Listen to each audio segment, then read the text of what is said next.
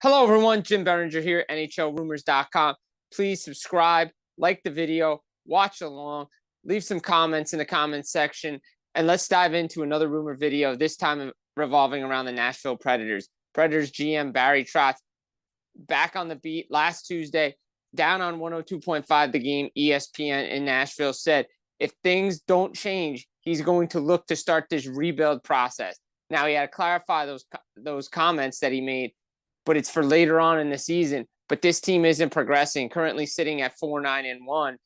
They continue to have bad performance after winning the offseason. And we agreed here at NHLRumors.com, along with the rest of the world, that, hey, this team's one of the most improved teams in the Western Conference. They should compete for another playoff spot with guys like Steven Stamkos, Jonathan Marchessault, Brady Shea, Scott Wedgwood's in there. You extend Alexander Carrier. You extend UC Saros, two guys last season that were part of trade discussions for this team.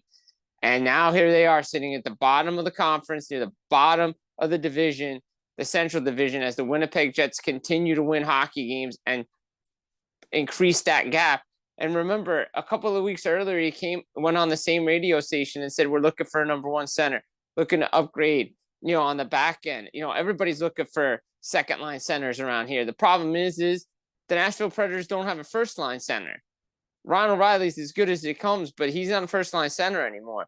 So Barry Trotz, again, it's about being patient and not pushing the panic button. But as I wrote for RG.org, sources have indicated this was more of a threat, but it's a wake-up call to all the players on that team that change is a real possibility and everybody could get traded. Now, Stamkos, Marchessault, Shea, those contracts are really not movable. Same with UC Saros, Philip Forsberg, Roman Josi. And again, their hands are tied because of the buyout for Matt Duchene's got 4 more years left on it. 2 big years this year and next year, plus the money retained on the Ryan Johansson trade to Colorado. So they have a lot of money. They still have picks, but the problem is they need to do something drastic if things don't change. Is it a coaching change? Well, their road trip's going to really determine it. As I was told for RG.org in my latest piece up there, that change is a real possibility.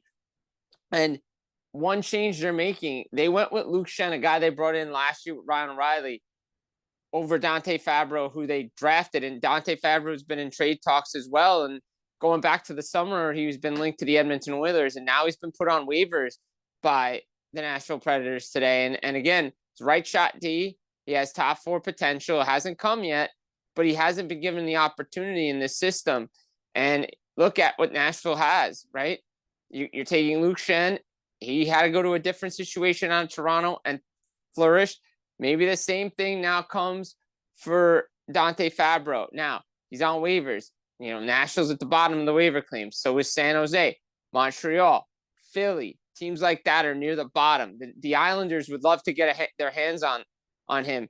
Look, as Marco D'Amico said, he's a perfect fit for the Montreal Canadiens to allow some of that youth to develop in the AHL. And I think that's where some of those guys probably need to be.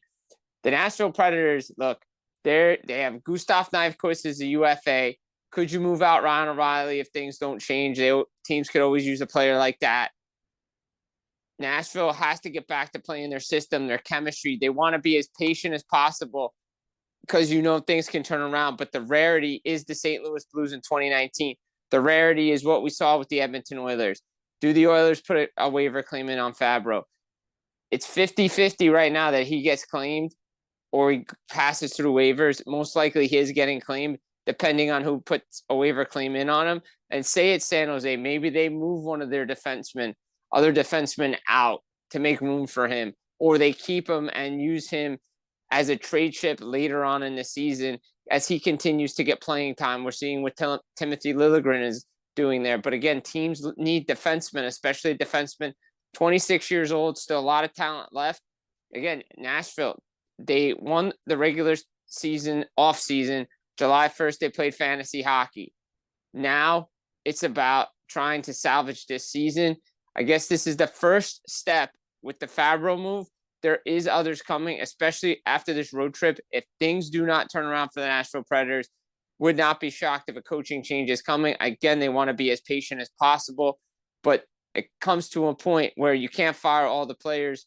You have to move the coach, and maybe that's the wake-up call that they need. Right now, everything's on the table. Again, we're talking about a rebuild. They got rid of a young goaltender that would have helped with that rebuild. They signed UC Saros, 8-year extension. Not sure how great that was. Again, it's easy to go hindsight's 2020 Monday morning quarterback. But as of now, the Nashville Predators are a team in play because of what Barry Trotz said. Again, does he mean it all? Maybe. It is a threat to these players. But any GM is looking towards the future, looking towards now, and looking to improve his team. So we have to keep an eye on what the Nashville Predators' next move is after putting Dante Fabbro on waivers. Jim Berenger, NHLRumors.com. Please watch along, like the video, and subscribe to the channel. We'll be back for another video real soon.